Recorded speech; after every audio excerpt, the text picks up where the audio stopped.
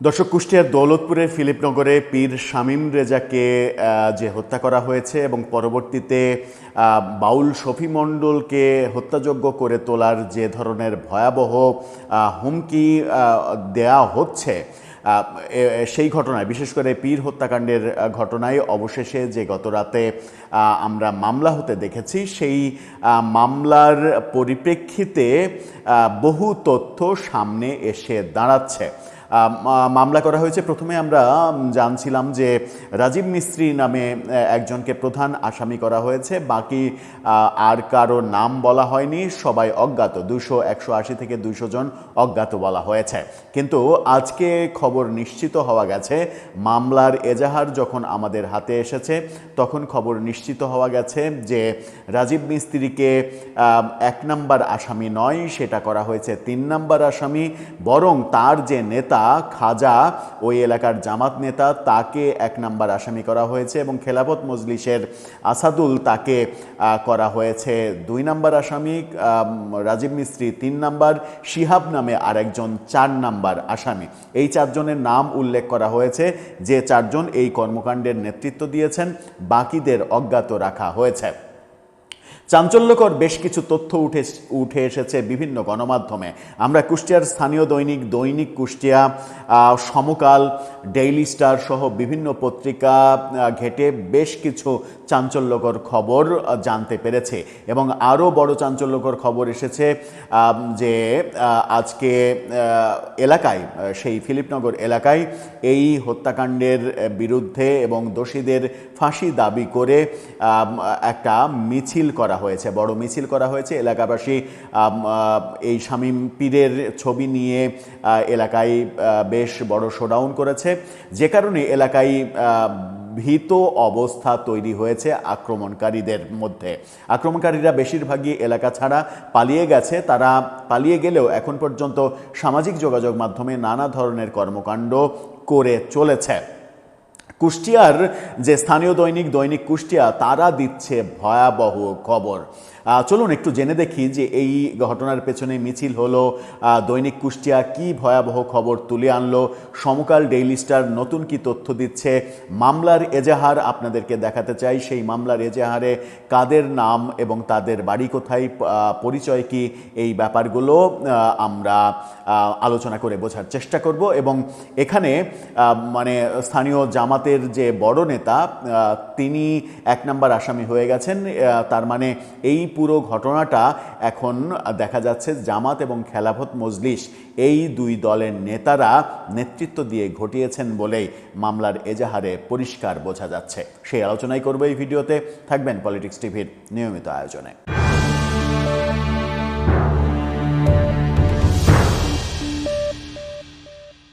দর্শক, বলছিলাম কুষ্টিয়ার ফিলিপনগরে পীর শামীম রেজা হত্যাকাণ্ডের খবরের অনেকগুলো আপডেট এসেছে।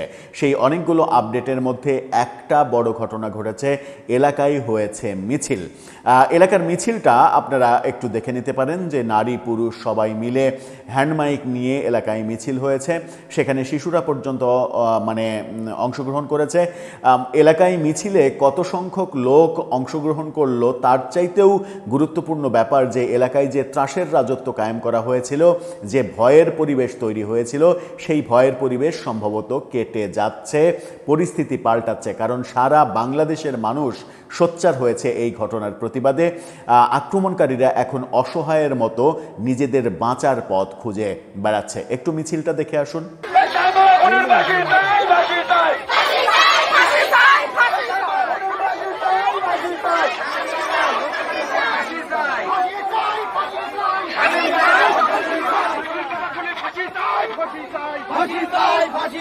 এই যে মিছিল হলো, তার মানে এলাকাবাসী এখন ভয়ের যে ভেতরে ঢুকে পড়েছিল সেখান থেকে আস্তে আস্তে বেরোতে শুরু করেছে। এদিকে দৈনিক কুষ্টিয়া দিচ্ছে ভয়াবহ খবর। দৈনিক কুষ্টিয়ার এই ছাপা হওয়া কাগজটা দেখে নিতে পারেন। সেখানে বলা হচ্ছে, দৌলতপুরে কয়েক বছরের ছকে পীরকে হত্যা, উঠে এলো চাঞ্চল্যকর তথ্য।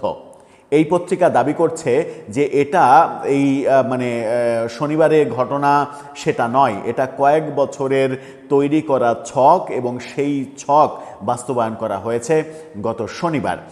তারা যেটা বলছে সেটা হচ্ছে যে দীর্ঘদিনের পরিকল্পিত হত্যাকাণ্ড যার লক্ষ্য ছিল পীর হত্যা ও তার দরবার লুটপাট করা। এখানে এই ব্যাপারটাকেই বেশি গুরুত্ব দিচ্ছে যে এই দরবার লুটপাট করে সেখান থেকে অর্থ সম্পদ বাগিয়ে নেওয়া। কারণ অনেকের ধারণা যে দরবারে প্রচুর সোনা দানা, টাকা পয়সা, নগদ টাকা পয়সা দান করা হতো, সেগুলোকে টার্গেট করেছিল একটা মহল। এমনকি শামীম রেজা যে বাঁশিটা ব্যবহার করতেন সেই বাঁশিটাও নাকি সোনার বাঁশি, সেগুলো সব কিছুই লুট হয়ে গেছে। এবং মামলার এজাহারে মানে যদিও গহনার কথা বলা হয়েছে, 4 ভরি গহনা লুট করা হয়েছে, যার দাম প্রায় 9 লাখ টাকা, মানে 5 লাখ টাকা নগদ নেওয়া হয়েছে। বাড়িঘর যেগুলো ধ্বংস করা হয়েছে সেগুলোর ক্ষতি 20 লাখ টাকার বেশি, এরকমভাবে বলা হয়েছে। এই পত্রিকা দাবি করছে ভক্তদের বরাতে জানা যায় এলাকার কিছু প্রভাবশালী নেতাদের ছত্রছায়ায় 5 থেকে 10 জনের একটি সংঘবদ্ধ গ্রুপ গোপনে পরিকল্পনা করে। তাদের উদ্দেশ্য ছিল পরিকল্পিতভাবে পীরকে হত্যা করে দরবারে লুটপাট চালানো। মিত্রদের ভাষ্য অনুযায়ী ঘটনার আগের রাতে ফিলিপনগর এলাকার গাজী মিস্ত্রির ছেলে রাজীব 32 বছর বয়স এর নেতৃত্বে একই এলাকার আহসানুল মিস্ত্রি, জোয়াদ সর্দারের ছেলে রিঙ্কু, ইসমাইল প্রামাণিকের ছেলে রাসেল এবং হিরণ সর্দারের ছেলে রিফাত একটি মেসেঞ্জার গ্রুপ খুলে হামলার পরিকল্পনা চূড়ান্ত করে। ভয়াবহ তথ্য, বেশ কয়েকটা নাম তারা উল্লেখ করে বলেছে যে এই ছেলেগুলো, এই লোকগুলো তারা একটা মেসেঞ্জার গ্রুপ খুলে তারা নিজেদের মধ্যে এই ব্যাপার নিয়ে আলোচনা করে পরিকল্পনা বাস্তবায়ন করে। এবং পরিকল্পনা হয় যে ওই আগের ভিডিওর কাটিং ভিডিও তারা ফেসবুকে ছেড়ে দেবে, জনগণকে উত্তেজিত করবে। পরের দিন আবেদের ঘাটে জড়ো হবে, সেখানকার স্থানীয় মসজিদের মাইক থেকে মাইকিং করা হবে, জনগণকে জড়ো করা হবে, স্থানীয় মাদ্রাসার কোমলমতি শিশুদের মগজ ধুলাই করা হবে, তাদেরকে কাজে লাগানো হবে, মাদ্রাসার একজন শিক্ষককে কাজে লাগানো হবে। এই পুরো পরিকল্পনা সাজানো হয় এবং মানে সিদ্ধান্ত অনুযায়ী পূর্বের ভিডিও সামাজিক যোগাযোগ মাধ্যমে ফেসবুকে ছড়িয়ে ধর্মপ্রাণ মুসল্লি এবং এলাকাবাসীকে উস্কে দেয়া। পরে বাদ আসর দরবারে হামলার ঘোষণা দিয়ে সকালবেলায় আবেদের ঘাট এলাকায় জনতা জড়ো করে উত্তেজিত অবস্থা তৈরির পরিকল্পনা চালানো হয়। পরবর্তীতে বাদ আসরের পরিবর্তে বাদ জোহর এই ঘটনা ঘটানোর সিদ্ধান্ত নেওয়া হয়। এই ঘটনা যখন দৈনিক কুষ্টিয়া বলছে তখন দৈনিক সমকাল বলছে, সমকালের শিরোনামটা দেখে নিন, সেখানে বলা হচ্ছে প্রথম আঘাত করেন জামাত কর্মী। সমকাল এটা নিশ্চিত করছে। এই জামাতকর্মী হচ্ছে রাজীব দফাদার, সে প্রথম আঘাত করে, এই তথ্যটা তারা নিশ্চিত করছে। আইনশৃঙ্খলা রক্ষাকারী বাহিনী বলছে প্রাথমিক তদন্তে এই ঘটনায় স্থানীয় এক রাজনৈতিক নেতার ইন্ধন থাকার প্রমাণ পাওয়া গেছে। এটি বিচ্ছিন্ন ঘটনা ছিল না, পরিকল্পিত হত্যাকাণ্ড। এবং সেই স্থানীয় রাজনৈতিক নেতা হচ্ছে খাজা, যিনি স্থানীয় জামাতের নেতা, জামাতের রোকন সম্ভবত। এই খাজাকে এখন এজাহারে 1 নম্বর আসামি করা হয়েছে। ভিডিও ফুটেজ বিশ্লেষণ করে হামলাকারীদের শনাক্ত করার কাজ চলছে। শামীমকে প্রথম আঘাত করেন রাজীব দফাদার নামে এক ব্যক্তি। ফিলিপনগর ইউনিয়ন জামাত ইসলামীর আমির হাবিব মাস্টার স্বীকার করেছেন রাজীব দলের সঙ্গে যুক্ত। হামলার পর থেকেই রাজীব পলাতক। গতকাল দুপুরে তার দোকান ও বাড়িতে গিয়ে পরিবারের কাউকে পাওয়া যায়নি। আরেকটা তথ্য সমকাল যেটা দিচ্ছে, যেটা দৈনিক কুষ্টিয়াও বলছে, যে সম্পদ লুটপাটের যে পরিকল্পনা ছিল দীর্ঘ কয়েক বছরের, সেটার কথা সমকালও বলছে। সমকাল বলছে দরবারের সম্পদও লুট। হামলার পাশাপাশি দরবারের সম্পদও লুটপাট করা হয়। স্থানীয়রা জানান দরবারে অনেক টাকা ও স্বর্ণ ছিল। ওই দিন একটি পক্ষ হামলা করলেও আরেকটি পক্ষ সম্পদ লুট করে নিয়ে যায়। দরবারে প্রায় কোটি টাকার সম্পদ ছিল। সারা দেশে থাকা শামীমের ভক্তরা দরবারে এই সম্পদগুলো দান করেছিল। অনেকের ধারণা সম্পদ লুটও দরবারে হামলার একটি বড় কারণ। অর্থাৎ দৈনিক কুষ্টিয়া যেটা বলছে তার রিপোর্টের সঙ্গে সমকালের রিপোর্টের হুবহু মিল আমরা দেখতে পাচ্ছি। এই মিল আমরা যখন দেখতে পাচ্ছি তখন আমরা একটু চলে যাব যেখানে সেটা হচ্ছে যে ডেইলি স্টারের খবরে তার পরে একটা ভয়াবহ তথ্য দিব যে বাংলাদেশের একটি মানে একটা বাহিনীর একজন সদস্যের বিরুদ্ধে অভিযোগ উঠেছে। সেই সদস্য রাজশাহী এলাকার সদস্য, যিনি ফেসবুকে সরাসরি এই কর্মকাণ্ডগুলোকে সমর্থন দেওয়া এবং হত্যা আরও নিশ্চিত করা উচিত এরকম কথা বলেছেন। সেগুলো আপনাদেরকে দেখাবো। ডেইলি স্টারে একটু চলুন যাই। ডেইলি স্টার বলছে যে পীর শামীম হত্যা, জেলা শিবিরের সাবেক সভাপতি সহ 4 জনের নামে মামলা। এই তথ্য যখন তারা দিচ্ছে, তারা বলছে যে কুপিয়ে এবং পিটিয়ে হত্যা করা হয়, সেখানে 4 জনের নাম উল্লেখ করা হয়েছে। আপনাদের এই ডেইলি স্টারের খবরের পাশাপাশি আপনাদেরকে নিয়ে যাই মামলার এজাহারে কি লেখা হয়েছে আপনারা একটু দেখে নিন। মামলার এজাহারে যেটা লেখা হয়েছে সেটাতে যদি আমরা একটু যাই তাহলে আমরা দেখতে পাই আবেদন করেছেন ফজলুর রহমান, তার ভাই শামীম রেজার ভাই। তিনি খাজা আহমেদ 1 নম্বর আসামি, 38 বছর বয়স, পিতা কালাম দফাদার, ইসলামপুর বাড়ি, ইউনিয়ন ফিলিপনগরে। 2 নম্বর আসামি মোহাম্মদ আসাদুজ্জামান, 35 বছর বয়স, পিতা মৃত এরশাদ আলী, হোসেনাবাদ বিশ্বাসপাড়ায় বাড়ি তার, হোসেনাবাদ বাড়ি। 3 নম্বর আসামি করা হয়েছে ওই রাজীব মিস্ত্রি কিংবা রাজীব দফাদার, তার বয়স 45 বছর, তার বাড়ি ফিলিপনগরে। 4 নম্বর আসামি করা হয়েছে শিহাব, তার নাম মোহাম্মদ শিহাব, 45 বছর বয়স, তার বাড়ি ইসলামপুর পূর্বপাড়া। এই 4 জনকে আসামি করে বাকি 180 থেকে 200 জন অজ্ঞাত আসামির নাম দিয়ে এই মামলাটা করা হয়েছে। প্রথমে আমরা জেনেছিলাম যে রাজীব দফাদারকে প্রধান আসামি করা হয়েছে, কিন্তু পরবর্তীতে আমরা দেখলাম যে এই 4 জনকে, খাজাকে প্রধান আসামি করা হয়েছে, যে মানে স্থানীয় জামাতের নেতা এবং রাজীব দফাদার তার কথা মতো উঠা বসা করে, তাকে দিয়ে এই কাজ করানো হয়েছে।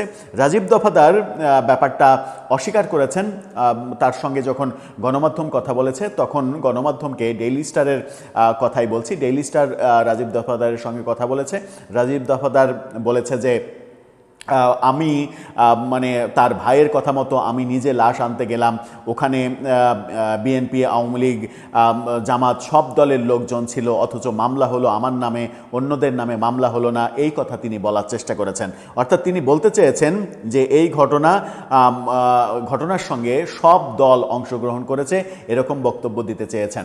স্থানীয় জামাতের, উপজেলা জামাতের নেতাকে যখন মানে এই ডেইলি স্টার জিজ্ঞাসা করেছে যে তারা যুক্ত, এ ব্যাপারে আপনার ভাষ্য কি, তারা বলছে যে যুক্ত কিনা বলতে পারবো না, তবে এটা আমরা আইনিভাবে মোকাবেলা করব। কিন্তু যারা আসামি হয়েছে তারা যে জামাতের নেতা এবং কর্মী সেটা স্বীকার করেছেন। অন্যজন আসাদুজ্জামান, তিনি খেলাফত মজলিসের উপজেলার প্রধান নেতা। অর্থাৎ জামাত এবং খেলাফত মজলিস এই 2 দলের এই নেতারা মিলেই এই পুরো কর্মকাণ্ডের নেতৃত্ব দিয়েছেন, এটাই গণমাধ্যম দাবি করছে। এই দাবি যখন গণমাধ্যম করছে তখন একটা ভয়াবহ অভিযোগ সামাজিক যোগাযোগ মাধ্যমে উঠেছে। সেই ভয়াবহ অভিযোগ করা হচ্ছে যে এই ব্যক্তি আর্ম ফোর্সে কাজ করে এবং তিনি ফেসবুকে সরাসরি এই শামীম রেজা হত্যাকাণ্ডকে বৈধতা দিচ্ছেন। তিনি একটা পোস্ট দিয়েছেন, যে পোস্টটা প্রথমে তিনি দেন, তার প্রথম স্ক্রিনশটটা দেখে নিন। মুস্তারিফ আহমেদ সাকিব, তার বাড়ি রাজশাহী জেলার বাঘার ত্যাপুকুরিয়াতে তার বাড়ি। এই ব্যক্তি তিনি পোস্ট দিচ্ছেন আবুল সরকারের মুক্তির যে ফটোকার্ড, সেই ফটোকার্ড পোস্ট করে তিনি স্ট্যাটাসে লিখছেন, ধর্ম অবমাননা করে যদি এরকম মুক্তি পায় তার চাইতে ভালো হবে গত 2 দিন আগের মতো করলে, পাবলিক মিলে সোজা উপরে পাঠিয়ে দিবেন। তারপরে গালি দিয়ে বলছে যে খ বর্গীয় যে গালি, পোলারা বালের আইন করে, এবং তারপরে মেনশন করছে মাজেদ আহমেদ নামে একজনকে। এই পোস্ট যখন এলাকায় ভাইরাল হয়ে যায়, এই স্ক্রিনশট নিয়ে এলাকা যখন প্রচণ্ড ভাইরাল হয়ে যায় গতকালকে, তারপরে আমরা দেখেছি যে মানে এই পোস্ট তিনি পরিবর্তন করেছেন। এই পোস্ট পরিবর্তন করে যেটা দিয়েছেন, পরবর্তী যে পোস্টটা পরিবর্তন করে দিয়েছেন সেটা দেখে নিন।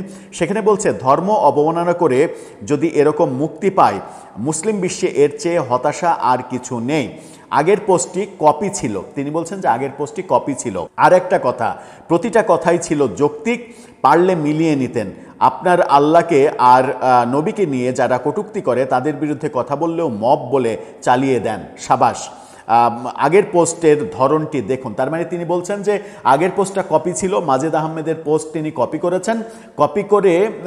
করেছেন কিন্তু পোস্টটা সঠিক ছিল, মানে সব কিছুই, সব কথাই যৌক্তিক ছিল, পারলে মিলায়ে নিয়েন। তিনি বলছেন যে আল্লাহর বিরুদ্ধে, নবীর বিরুদ্ধে কটূক্তি করলেও, তাকে সাহায্য করলেও মব বলে চালিয়ে দেন, সাবাস। এরকম মানে অধ্যত্ব তিনি প্রকাশ করছেন। তার মানে ওই মাজেদের পোস্ট যে তারই বক্তব্য, মানে পোস্ট আপনি শেয়ার করলে, আপনি তো পোস্ট শেয়ার করেননি, আপনি পোস্ট কপি করে এনে আপনার ওয়ালে পোস্ট করেছেন এবং একই ফটোকার্ড এবং একই লেখা আপনি পোস্ট করেছেন, শুধুমাত্র মাজেদকে আপনি মেনশন করেছেন। মাজেদের ফেসবুক আইডিতে গিয়ে আমরা দেখি তার প্রোফাইলে কোনো ছবি নেই, তিনি এই পোস্টটা করেছিলেন, যে পোস্টটা ওই সদস্য, একটা বাহিনীর সদস্য, সেই সদস্য পোস্টটা করেছিলেন হুবহু। তার পোস্টটা দেখে নিন, মাজেদের পোস্ট ওই একই। ধর্ম অবমাননা করে যদি এরকম মুক্তি পায় তাহলে এর চাইতে ভালো গত দুদিন আগের মতো করলে পাবলিক মিলে সোজা উপরে পাঠিয়ে দেবেন, তারপরে ওই গালি খবরগীয় পোলারা বালের আইন করে। এই যে ব্যাপারটা ওই বাহিনীর সদস্য নিজে পোস্ট করে এই ব্যাপারটা বলেছিলেন। তার মানে আমরা ভয়াবহ চিত্র দেখছি যে আইন শৃঙ্খলা রক্ষাকারী বাহিনীতেও এরকম ভয়াবহ লোকজন আছে যারা মানে এই শামীম রেজা হত্যাকাণ্ডের ব্যাপারটাকে বৈধতা দিতে চান এবং তাদের কর্মকাণ্ডকে উৎসাহিত করেন, এবং তারাও এই একই যে জঙ্গি ভাবাদর্শের মানুষ সেটা পরিষ্কার বোঝা যায়। আবার আজকে তিনি একটা পোস্ট দিয়েছেন বৈশাখ বিরোধী একটা না, বহু পোস্ট দিয়েছেন আজকে তিনি। বৈশাখ বিরোধী পোস্টে তিনি লিখেছেন, তার পোস্টটা দেখে নিন, সেখানে লিখেছেন, পয়লা বৈশাখের মতো শিরকের উৎসব যারা পালন করেননি বলুন আলহামদুলিল্লাহ। এটা সব থেকে ভালো পোস্ট তার। এছাড়া তার ওয়ালে গিয়ে দেখেছি পয়লা বৈশাখ বিরোধী যত ধরনের ন্যাক্কারজনক কথাবার্তা বলা যায় সেগুলো তিনি বলে পোস্ট দিয়েছেন। আমরা তার আইডি মানে খোঁজার জন্য, মানে ওই শামীম রেজা হত্যাকাণ্ডের পক্ষে তিনি কথা বলছেন কিনা এবং যারা এর বিপক্ষে বলছেন তাদেরকেও হুমকি দিচ্ছেন কিনা, এটা করতে গিয়ে তার আইডি আমরা ঘুরেছি এবং আইডিটা স্ক্রিনশটটা অনেক সময় তো টেম্পার করা যায়, গ্রাফিক্স দিয়ে স্ক্রিনশট তৈরি করা যায়। এই কারণে আমরা একটা স্ক্রিন রেকর্ড নিয়েছি তার আইডির, সেই স্ক্রিন রেকর্ডটা আপনারা দেখে নিন। সেই স্ক্রিন রেকর্ডে আপনারা দেখতে পাচ্ছেন যে তার ওই আবুল সরকারের ফটোকার্ড দিয়ে যে পোস্ট, সেই পোস্টটা সেখানে বিরাজ করছে, যদিও পরবর্তীতে যেটা চেঞ্জ করে তিনি দিয়েছেন সেটা এখন বিরাজ করছে। আগেরটা তিনি এডিট করে বর্তমান ল্যাঙ্গুয়েজটা স্থাপন করেছেন, যেখানেও পরিষ্কার তিনি আগের ওই মতাদর্শকে সাপোর্ট করে সেটার পক্ষে ছাফাই গাচ্ছেন। এই ব্যাপারগুলো আমাদের জন্য, আমাদের সমাজে প্রচণ্ড হতাশার জন্ম দিচ্ছে। এই হতাশার মাঝেও আমাদেরকে বেঁচে থাকতে হবে, আমাদেরকে সামনে এগিয়ে যেতে হবে, আমাদেরকে অসাম্প্রদায়িক একটা বাংলাদেশ গড়ে তোলার চেষ্টা করতে হবে।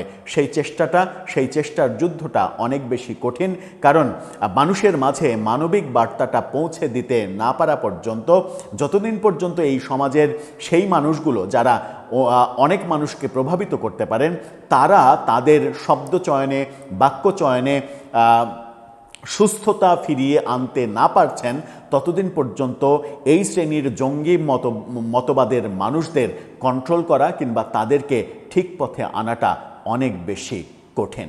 দর্শক, আপনার মতামত জানিয়ে লিখতে পারেন এ ব্যাপারে আমাদের কমেন্ট বক্সে।